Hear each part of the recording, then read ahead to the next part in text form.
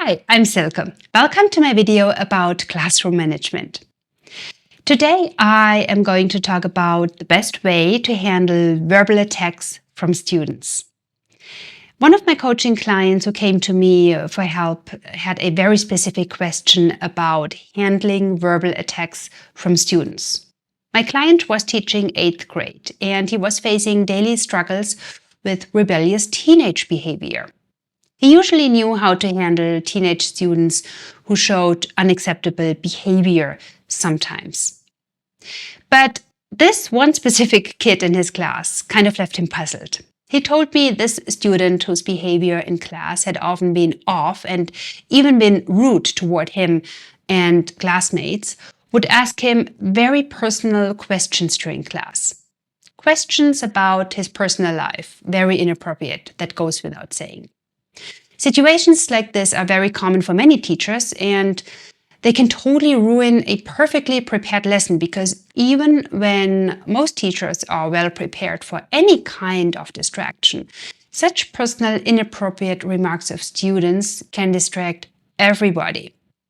And it doesn't only distract you as the teacher, but also the other students, of course. Other students who are actually interested in following your lesson. You have two groups of interested students. One group who stays calm and concentrated even during this kind of situation and distraction and just waits for your lesson to move on. And then you have the other group who lets themselves be drawn into such behavior and join their misbehaving classmates by laughing, for example.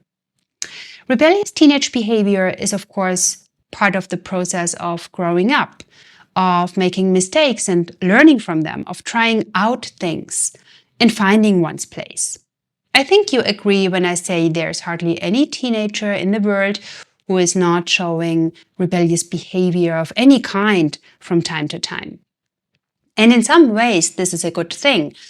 For example, it helps them learn how to form opinions or how to find out how their actions affect others, how to express themselves over time in a more appropriate way, or how to stand up for themselves. Of course, this is a very positive perspective on rebellious behavior, and in the classroom, it sure is difficult to see it that way. Most teenagers don't act like this out of pure desire to be evil, but out of an unconscious need for attention, for approval, for acceptance. Of course, well-trained teachers know that, but that knowledge alone does not solve the situation, as you sure know. Awareness is important, of course, but you as a teacher, you also need to know how to use this knowledge. Of course, there are also other reasons for such behavior. For example, sometimes students feel somehow forced to show off in front of their classmates, to feel strong or to feel powerful, to be accepted. Acting up makes them feel like the leader of the class and makes them feel they earn respect from others for ignoring their manners.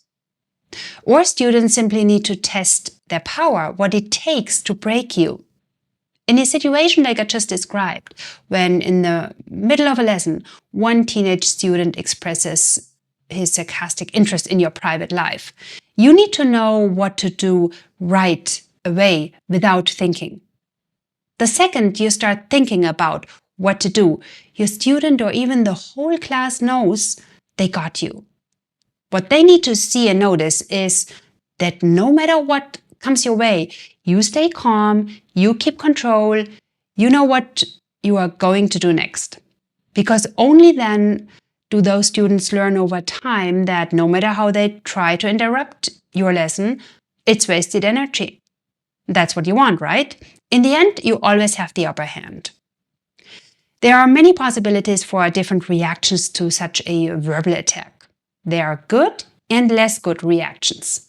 Any kind of reaction is better than no reaction at all. And that would be the worst mistake you could make, not to react in any way to a verbal attack from a student. Because if you did not show any reaction at all, chances are high that your students assume you don't know what to do and that you feel intimidated and embarrassed. And they will most likely continue attacking you until you show any kind of reaction. Because if you don't react at all, they might also assume this verbal attack was maybe okay to do. It didn't affect you at all.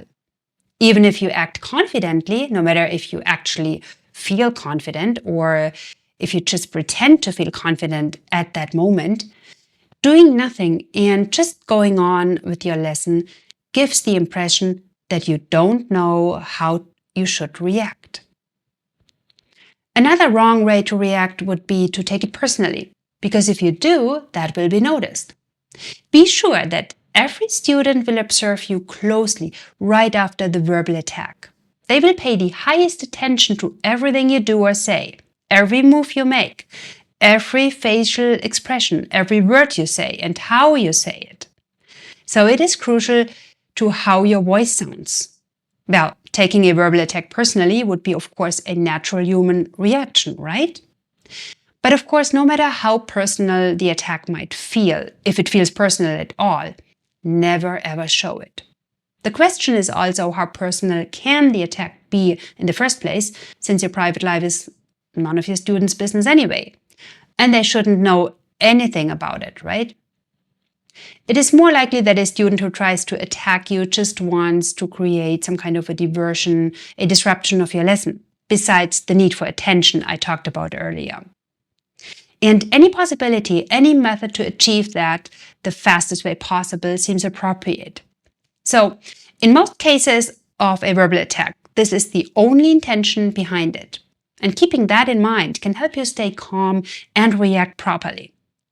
All right, remember there are two kinds of reactions that are not good. One was not to react at all, and the other one was to take it personally. So let's talk about how you should react and what you should do instead. No matter what your students are saying, remain calm. When faced with a verbal attack, it's crucial to remain calm and composed. Reacting impulsively can escalate the situation and make it difficult to find a resolution. So take a deep breath and avoid getting defensive. Because if you get defensive, you are on one level with your students in that situation. And of course, that is not what you want. You, as the teacher, know that personal attacks are out of place and you don't want to tolerate them in your classroom. Your students should learn exactly that. And getting defensive would mean the attack is worth a discussion. What's very important besides staying calm is reacting promptly. React promptly to address the situation. The best thing to do is to immediately walk to your desk and note down the name of the student involved. This will be important for reporting the incident to parents and colleagues. And don't be afraid of saying this out loud so the whole class can learn about the consequences of such a behavior.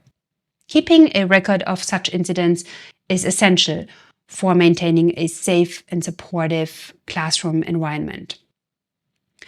After the incident has passed, it's important to have an open, honest discussion and conversation with the student involved.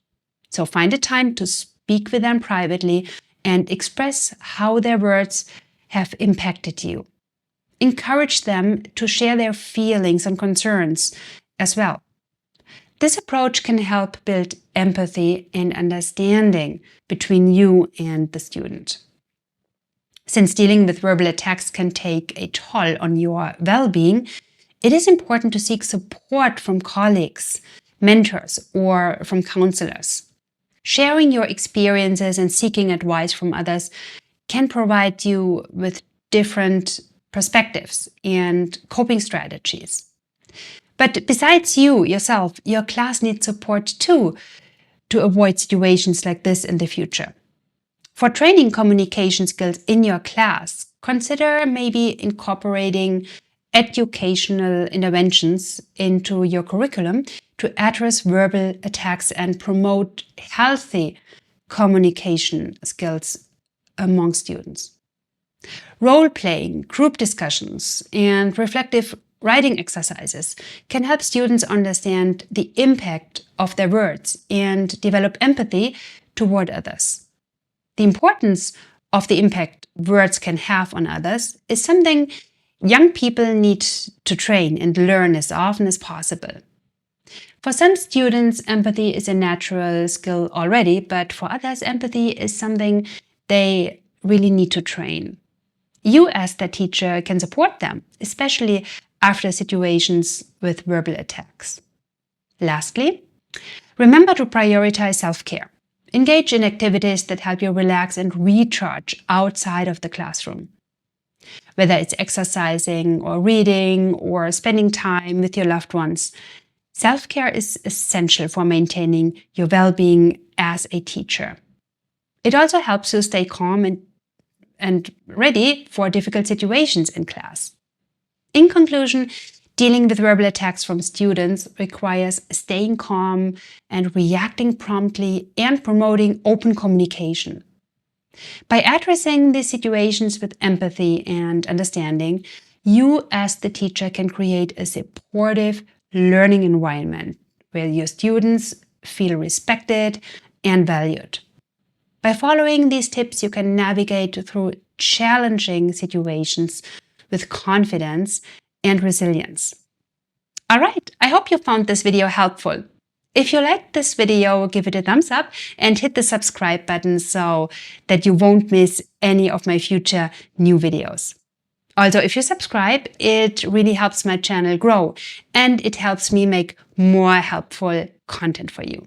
Thank you so much for watching, and I will catch you all in my next video.